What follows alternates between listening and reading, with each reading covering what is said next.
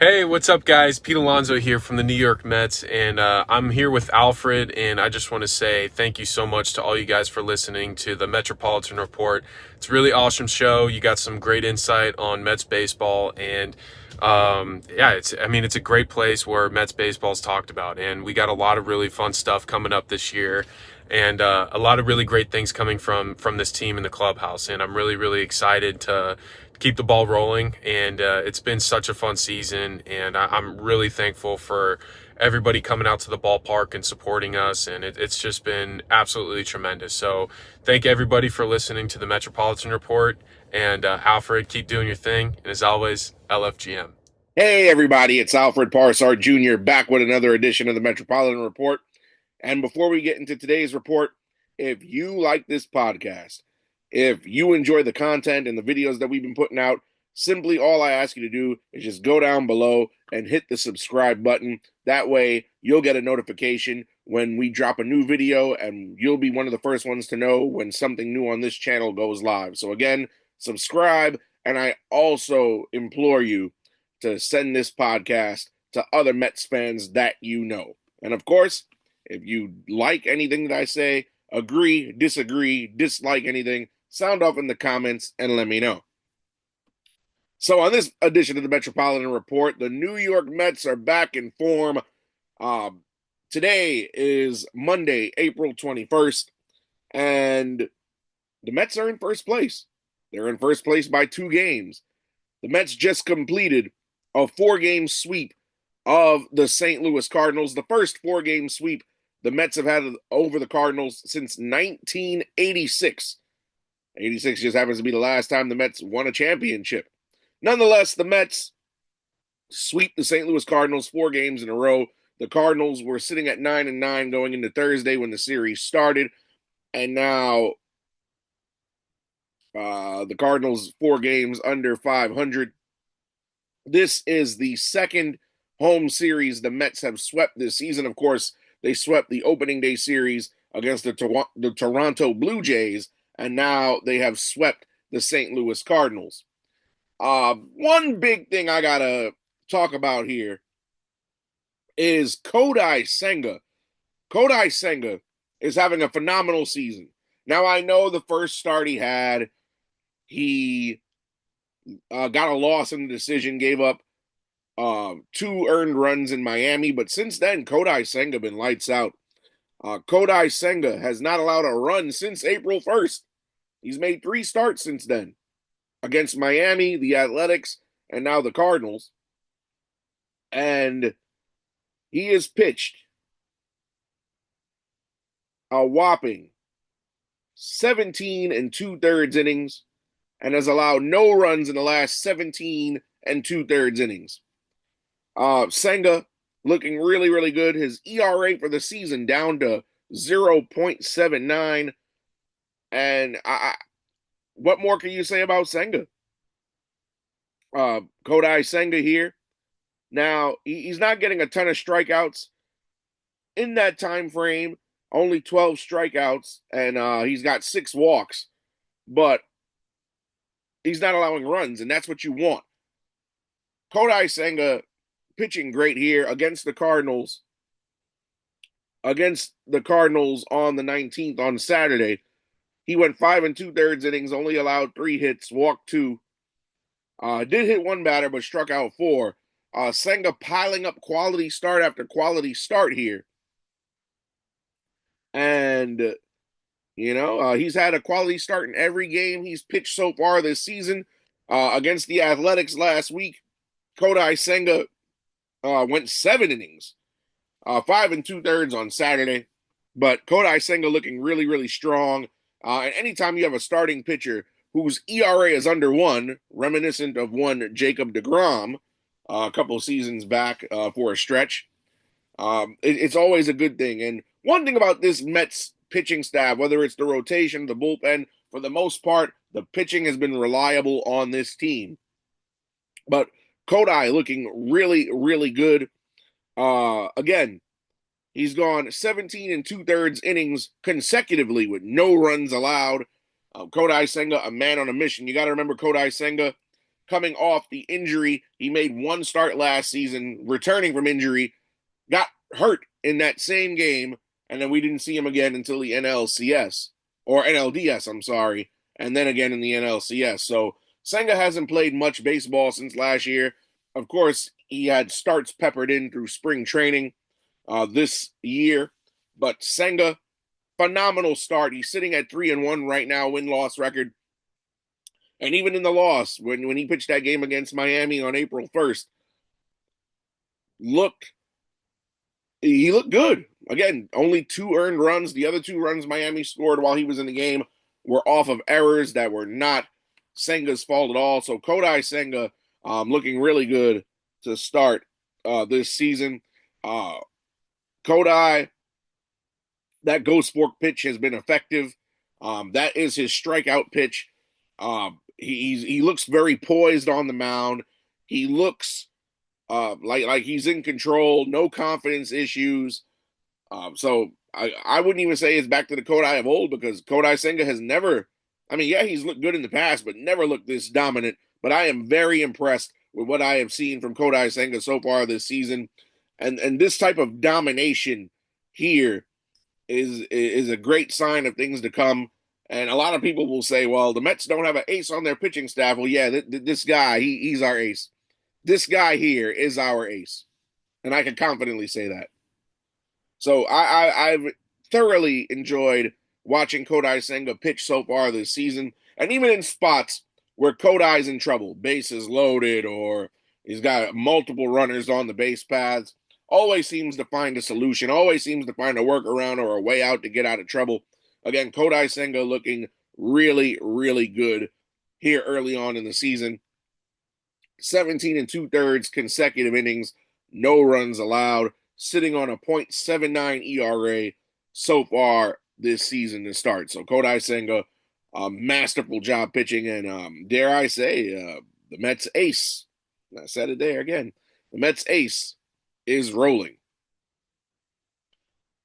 But going back to this Cardinals series, the Mets. Let's take a look at the run differential, and this is something I want to touch on heavily here. The run differential here between the two teams this weekend. So the Mets, they outscored the Cardinals 19-9 for the series. On Thursday they won 4-1. Saturday they won 5-4.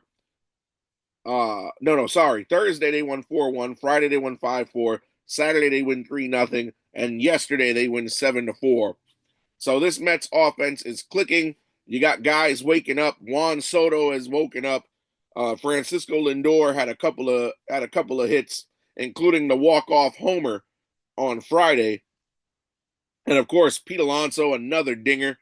Pete Alonso having a great season by himself. So the Mets order, especially this 1 through 3, really carrying this offense. Soto, Lindor, and Alonso in this series. Again, not surprising. A lot of people like to knock Juan Soto because they expect him to just mash the baseball left and right like he's still in Yankee Stadium. Granted, the average is not where it needs to be. He's not getting much RBI, but look at his OPS and the on-base percentage for Soto. Juan Soto, as of today, entering play today, the man's got an OPS of .821. That's not bad, actually. Not bad at all. On-base percentage, 385. I mean, how you gonna knock this guy? Lindor, say what you want. Now, let me touch on Francisco Lindor here for a second. Francisco Lindor is a guy who historically in the months of late March, all of April, early May has always been a slow starter. But I got to give it to the franchise. This season, his start has not been as slow. You look at Francisco Lindor so far this season. Lindor hitting .271. We're in April. In his Mets tenure from 2021 to present, when has Lindor ever hit .271 by April? Listen, I was the biggest critic of Francisco Lindor for a long time. I used to say he was the $341 million man that could only play defense, but listen, Lindor, he finished second in the NL MVP voting. Of course, he wasn't going to beat Ohtani. Nobody's beating Ohtani, but second in the NL MVP voting last year, and he's picked it up. Again, Lindor on the year, 271, 3 homers, and 9 RBI. Granted, he bats in the leadoff spot. And we know that this Mets lineup, especially the bottom of the order, is not very good. So if guys at the bottom of the lineup can't turn the lineup over, there's nobody for Lindor to drive in. But still, you got a guy batting 271 here, OPS of .747. Again, and it's early in the season, so if he can maintain this and build on it, he'll be up over 300 in no time. And then you want to speak about guys who are up over 300. Look no further than Pete Alonso. Pete Alonso batting 346, 6 homers, 24 RBI this season. He's continuing to have a phenomenal season. This is the best start that he's had in his career to a season. And these guys, they locked in against the Cardinals. What more can I say? Soto, Alonso, Lindor, locked in. And you look at Pete. His batting average entering today, 8th in the major leagues, tied for 11th in home runs, 2nd in Major League Baseball with RPIs, and 3rd in OPS. So for those of you who said that this man, and I'm not going to harp back on it because I've mentioned it several times throughout this podcast on several episodes, but for those of you who have said, he's not worth the money he wants. We don't want to pay aging first baseman. His power is going to go. He hasn't had a good season in several seasons. If he can keep this up all year, are you going to be impressed? Does he earn the right to stay? I think so. I'm very happy with what I've seen out of Alonso and very happy with what I've seen out of this 1 through 3. Yes, the rest of the lineup needs work, but we're getting there because Mark Vientos starting to wake up. Brandon Nimmo starting to wake up. So the Mets in this, again, 4-game sweep of the Cardinals, and the offense and the pitching both looked very, very good. So say what you want about this Mets team. By the way, Brandon Nimmo waking up. He's on a 3-game hitting streak, by the way. Mets team starting to look like how we expect the offense to look, starting to click. Starting tonight in a couple hours, because as we are recording this, it is 3 o'clock in the afternoon. In a couple hours, first place hangs in the balance. The Mets start a 3-game series with the Phillies. The Phillies entering this series are 2 games behind the Mets for first place, of course. The Phillies dropped a game to Miami yesterday that they had no business in losing. Come from behind win for Miami. And, a lot of people said that the Phillies are the crown jewel of this NL East division. If anybody was going to run away with this division and win the division, it was going to be the Phillies. I know it's early on in the season, but after close to a month of baseball, we've got the Mets in first. A lot of people that are not Mets fans from the outside looking in, definitely Phillies fans, sleeping on the Mets, which I don't think you can do. And of course, the Phillies are dangerous. You look at their lineup: Nick Castellanos, Bryce Harper, Bryson Stott, Kyle Schwarber, Trey Turner, and the list goes on and on and on. And you look at their pitching staff with Zach Wheeler at the top of the rotation, a former Met, by the way. We should have never got away, but this Phillies team is a very formidable team, but the Mets have one thing the Phillies don't have, and that's heart and soul.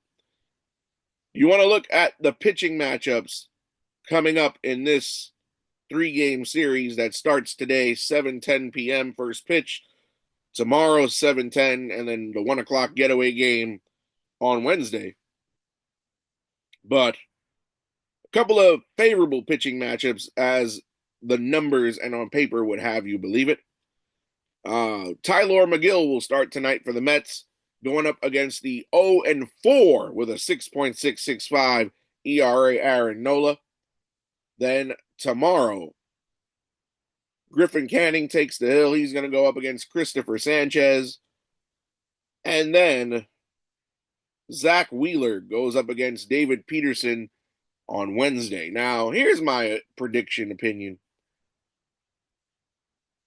I think that the Phillies may sneak one here and take 2 out of 3 from the Mets.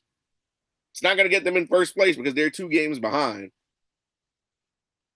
But I think the Mets leave this series 1 game behind, and not because of the offense. I'm just scared of the pitching matchup, and we'll go over it. I think the Mets win tonight. I think Tyler McGill, even though he started off the season hot and is starting to come back to the Tyler McGill that we know, I think that Aaron Nola in his current form is worse than the Tyler McGill that we know. Mets offense is hot. They're going to jump over Nola. I think Tuesday's game, Zach Wheeler and Peterson.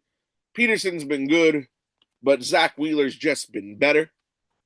Zach Wheeler is their ace, so I do think that's a game the Phillies take. And then on Wednesday's